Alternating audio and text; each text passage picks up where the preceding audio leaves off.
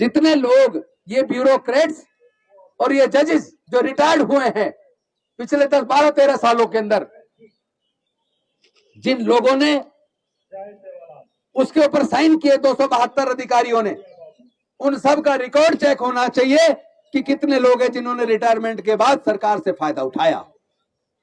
सरकार से फायदा उठाते हैं और जनता के खिलाफ बोलते हैं। आज देश के अंदर कौन है नेता बताइए जो इस बात को ईमानदारी के साथ बोलता हो कि पत्रकारिता में दलित कितने, आदिवासी कितने, पिछड़े कितने, सुप्रीम कोर्ट, हाई कोर्ट में, जुडिशरी में दलित कितने, पिछड़े कितने, आदिवासी कितने, देश के व्यापार में उनको कितना हिस्सा मिला, कौन है, कितने लोग बोल रहे हैं, कितने लोग हैं जो कह रहे हैं कि इनकी वोट की चोरी हो रही है। इलेक्शन कमीशन कहता है जिसकी वोट कटते उसको नोटिस जाता है, रजिस्टर्ड पोस्ट से नोटिस जाता है। अरे हमने इतने चुनाव देख लिए, हमारे खुद ने चुनाव लड़ा, हमारे क्षेत्र के अंदर आप देखना, आपने भी देखा होगा, ज्यादातर वोट वहां कटते हैं जहां दलित रहते हैं और माइनॉरिटी के लोग रहते हैं। हमने तो आज तक किसी को नहीं देखा जिसका वोट कटा उसको नोटिस भेजाओ। कौन सा रजिस्टर्ड पोस्ट से नोटिस भेजते हो? झूठ बोलते हो, झूठ बोलना बंद करो। एक ही तो आदमी है देश के अंदर, एक ही नेता है जो पूरे देश के अंदर निडरता के साथ, चाहे ईडी ने कितना ही प्रताड़ित किया हो, सीबीआई ने कितना प्रताड़ित किया हो, इस सब के बावजूद जो न्याय की लड़ाई लड़ रहा है, निडरता से बोल रहा है, और वो भी उनको रास नहीं आ रहा। सारे मिलकर रिटायर्ड जिन्होंने फायदा उठाया सरकार से, वो सारे साइन करके एक आदमी के खिलाफ लिख रहे हैं कि इनके बार बार चुनाव हारने की हताशा है। चुनाव हारा नहीं जा रहा, चुनाव हराया जा रहा है। हमारे दलितों के, पिछड़ों के, आदिवासियों के, माइनॉरिटी के वोट काट दिए जाते हैं। कौन है जो फ्री में, जो ट्रेन भर भर के वहां वोट डलवा रहा है? इलेक्शन कमीशन ने कहा था हमें सबूत दो, कहा था नहीं कहा था, आप सबने देखा होगा।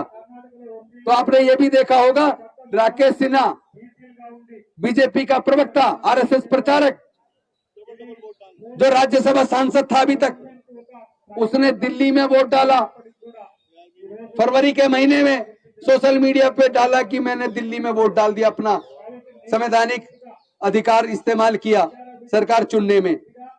और अब नवंबर में जाके, 6 नवंबर को बिहार में जाके वोट डाल दिया और उसको भी सोशल मीडिया पे डाल दिया। इसी तरह के बहुत सारे लोग हैं जिन्होंने इस तरह दिल्ली में भी वोट डाला, वहां जाके डाल दिया, यूपी में वोट डाला, बिहार जाके वोट डाल दिया, उत्तराखंड में वोट डाला, बिहार जाके वोट डाल दिया। अरे इतने सारे प्रूफ हैं, बताए ना इलेक्शन कमीशन, उनके खिलाफ तुमने क्या कार्रवाई की? शर्म नहीं आती झूठ बोलते हुए? ये जो 272 लोग हैं, मैं इनसे पूछना चाहता हूं जिन्होंने ये सिग्नेचर करके ये निकाला है कि राहुल गांधी संवैधानिक संस्थाओं पे हमला कर रहे हैं, मैं उन सारे 272 के 272 अधिकारियों से पूछना चाहता हूं, आईपीएस ऑफिसर वाई पूरण कुमार को जो आत्महत्या के लिए मजबूर किया गया, इस मसले पे क्या उन्होंने एक शब्द बोला? जो लोग मनुस्मृति का समर्थन करते हैं, देश के संविधान के खिलाफ बोलते हैं, क्या उसके खिलाफ उन्होंने एक शब्द बोला? जो राकेश सिन्हा जैसे लोगों ने अलग अलग राज्यों में अपने वोट डालकर बिहार में जाके 6 महीने 7 महीने के अंदर वोट डाला, डबल वोट डाल रहे हैं, क्या उनके खिलाफ उन्होंने एक शब्द बोला? किसके ये लोग? ये सारे के सारे लोग, इनका आप डाटा निकालो, 99% स्वर्ण जाति के लोग मिलेंगे, स्वर्ण जाति के लोग। ये देश के दलितों से, पिछड़ों से, आदिवासियों से, माइनॉरिटी से नफरत करते हैं।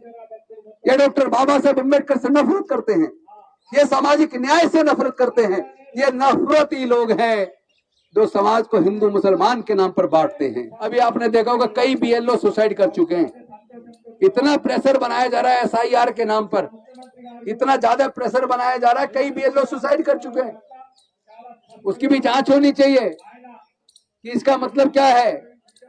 एक एक मकान पे 500 वोट, 700 वोट, ये 272 लोग जिन्होंने साइन किए हैं पिटीशन पे, वो 272 में से एक आदमी ने भी बोला कि एक मकान पे 700 वोट कैसे हो सकती है, एक मकान पे 500 वोट, 300 वोट कैसे हो सकती है? एक ने भी बोला क्या? इनका सवाल, इनका जब भी ये कभी बोलते हैं हमेशा दलितों, पिछड़ों, गरीबों, आदिवासियों, माइनॉरिटी के हक और अधिकार की अगर कोई बात करता है तो उसको दबाने के लिए बोलते हैं।